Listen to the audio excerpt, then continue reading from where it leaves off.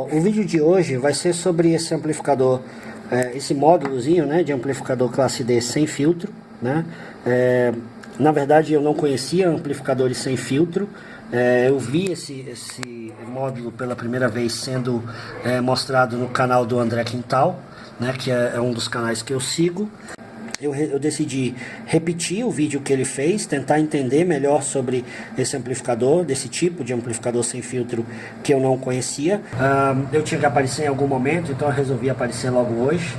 E aí eu gostaria muito se o André pudesse comentar sobre o meu vídeo, porque eu acho que essa divulgação seria muito boa para mim, ajudaria aí youtubers mais novatos como eu, né, em relação ao canal dele que já tem 20 mil inscritos, mais de 20 mil inscritos. Então fica aí esse pedido e vamos então começar o vídeo. Eu agradeço a todos desde já. Então, pessoal, fazendo aqui uma revisão teórica, um amplificador classe D típico, né, é um amplificador digital, tá certo? Onde você tem FETs trabalhando em modo chave, né, então eles estão totalmente abertos ou totalmente fechados, né, ou próximo disso.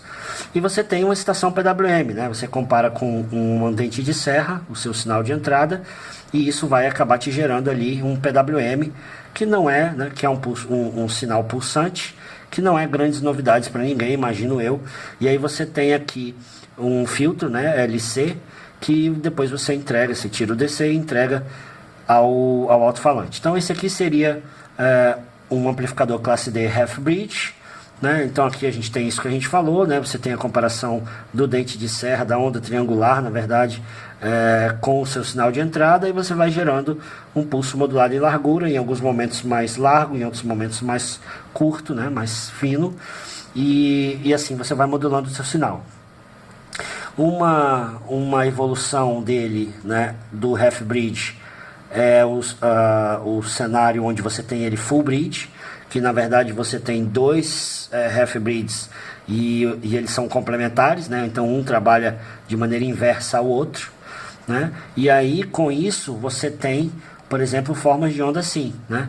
Você então vai trabalhar com a diferença entre as saídas, né?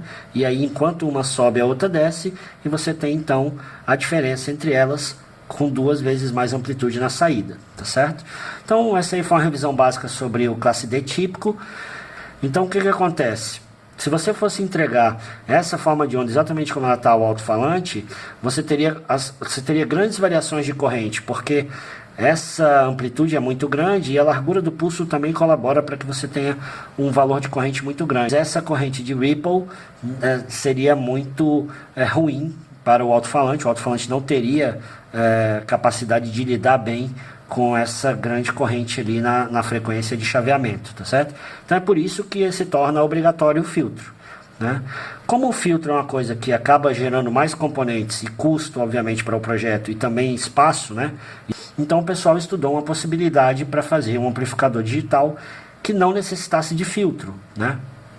E aí para isso ele teria que ter uma modulação diferente, tá certo? E aí se imaginou uma ideia como essa daqui, né, que é o amplificador classe D sem filtro, né? Ele tem uma modulação um pouco diferente. Ele não é simplesmente um PWM com complemento. Eles são realmente dois PWMs distintos, né? Onde você tem a entrada decomposta em uma parte positiva e uma parte negativa, e aí você tem os sinais gerados dessa maneira, né? Então veja que é diferente dos sinais gerados por um amplificador classe D típico, né? Existem variações, pelo que eu entendi, na forma como essa modulação ocorre, né? Mas a parte importante e didática disso aqui é a seguinte, é que você vê que o resultado final desse processo com dois PWMs distintos, né, onde você também vai pegar a referência, é esse aqui, né? Então você está gerando dois PWMs distintos, em alguns momentos eles são idênticos, e aí a saída de um em relação ao outro é 0, né? E em alguns momentos alguém prevalece, ou o lado positivo ou o lado negativo, né? Então você vê que a amplitude é menor, né, porque ele sai ali de uma posição onde ele poderia estar zerado, né?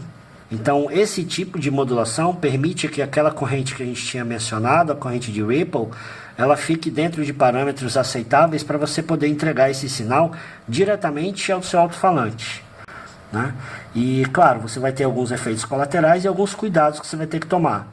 Os efeitos colaterais que você vai ter é que, primeiro, você vai entregar a frequência de chaveamento também para o alto-falante, né?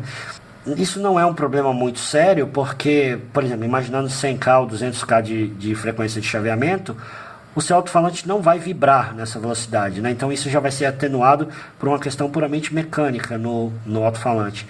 E mesmo que ele vibre um pouco, o seu ouvido também não vai ser capaz de ouvir a frequência de chaveamento. Então isso não é um efeito colateral grave, né?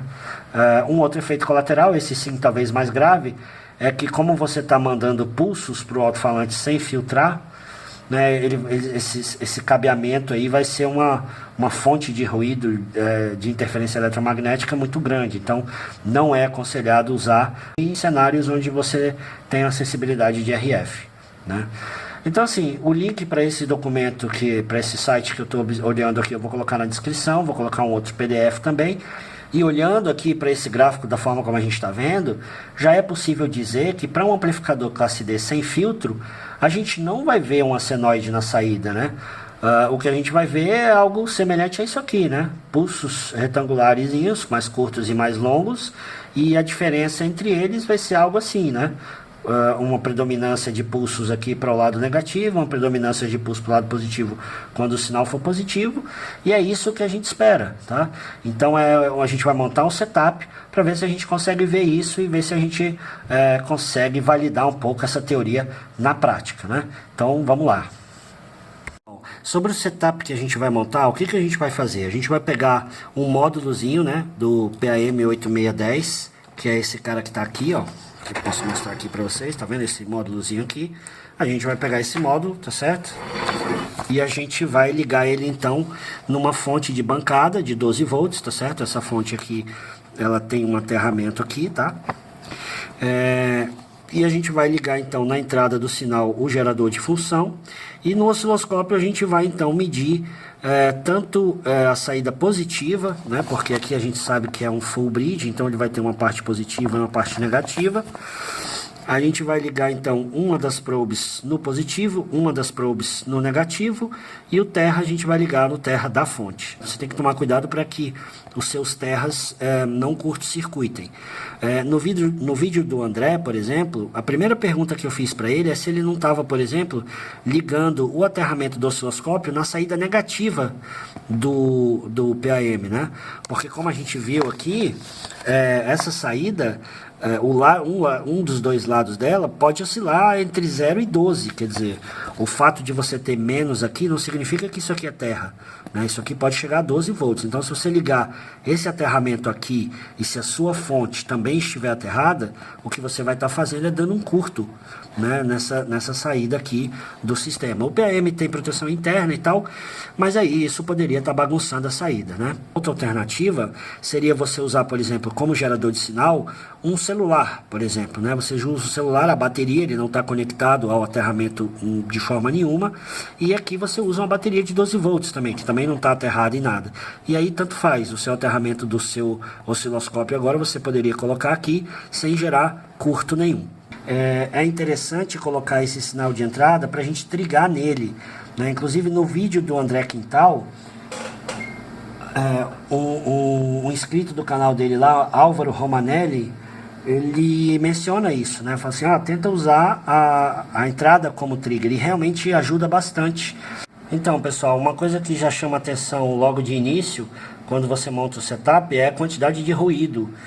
Realmente o ambiente, como é um sistema digital chaveado, você fica muito suscetível, na verdade você emite muito ruído, e como a gente não teve grandes cuidados no setup, ele fica muito suscetível a esses ruídos. Então você tem aqui 600 milivolts de ruído sendo captados aí. Não vou entrar em detalhes nesse vídeo, talvez num vídeo futuro a gente investigue melhor essas questões, como é que a gente pode melhorar esses níveis de ruído, mas a gente vai então trabalhar com ele ruidoso mesmo, tá? Então uma das coisas que eu vou fazer é ligar o circuito, de estímulo.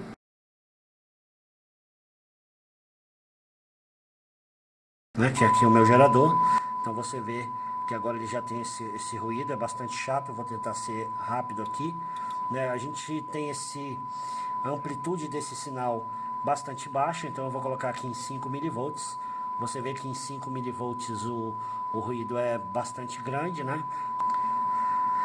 Então você vê aqui que quando a gente bota na escala de 5 milivolts, você vê o sinal aqui na ordem de grandeza de 20 milivolts, que foi a amplitude que eu escolhi, e o ruído muitas vezes maior, né? Para que eu consiga trigar melhor nisso, eu vou pedir para rejeitar a alta frequência do trigger, e aí eu consigo ter um trigger mais alinhado, né, com o meu sinal de entrada. Obviamente, por conta do ruído, não vou usar esse cara, vou apagar esse canal, deixar ele só trigando e vou observar as saídas, tá certo? Então essas aqui são as saídas, né? Se a gente aumentar um pouquinho aqui as escalas, a gente vai ver direitinho, né? Então observe. Vou dar um símbolo aqui para a gente analisar, tá certo? Então observe, são sinais muito parecidos com os que a gente viu na teoria, tá certo? Então se você olhar aqui, ó, você vê que quando ele está no semiciclo positivo, ele tem uma densidade maior aqui, e no outro uma densidade menor. Se a gente coloca o math, eu vou colocar o math aqui, vou dar um símbolo, ver se a gente consegue ver algo interessante. Então é aquilo lá, né? O que a gente vê é aquilo, né? Sobe um pouquinho, desce um pouquinho, sobe um pouquinho. Vou aumentar aqui só pra gente ter uma ideia.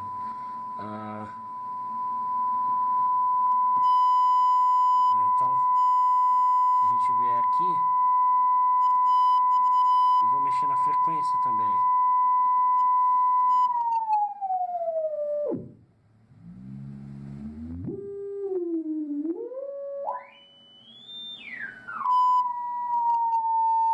Se a gente aumenta aqui a amplitude, a gente vai ver sinais cada vez mais largos.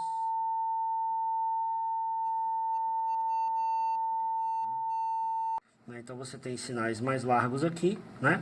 E aí se você vier, por exemplo, aqui na transição, por exemplo, né, eles vão ficando um pouquinho mais curtos, provavelmente, né? Até o momento em que você começa a ter só embaixo e você começa a ter embaixo também aumentando, né? Aqui, por exemplo, ele já está mais largo. Essa próxima parte, a ideia é a gente ver se a gente consegue ter uma leitura da corrente. E como o vídeo já está muito longo, eu vou provavelmente deixar isso para um próximo vídeo. E aí eu peço a vocês que, se vocês tiverem interesse em acompanhar, assinem aí o canal, ajuda inclusive bastante a gente aqui. E que aí você já vai receber o vídeo da parte 2 quando eu completar aí essa análise da corrente, tá certo? E eu agradeço a todo mundo por ter assistido esse vídeo até aqui, tá? Obrigado.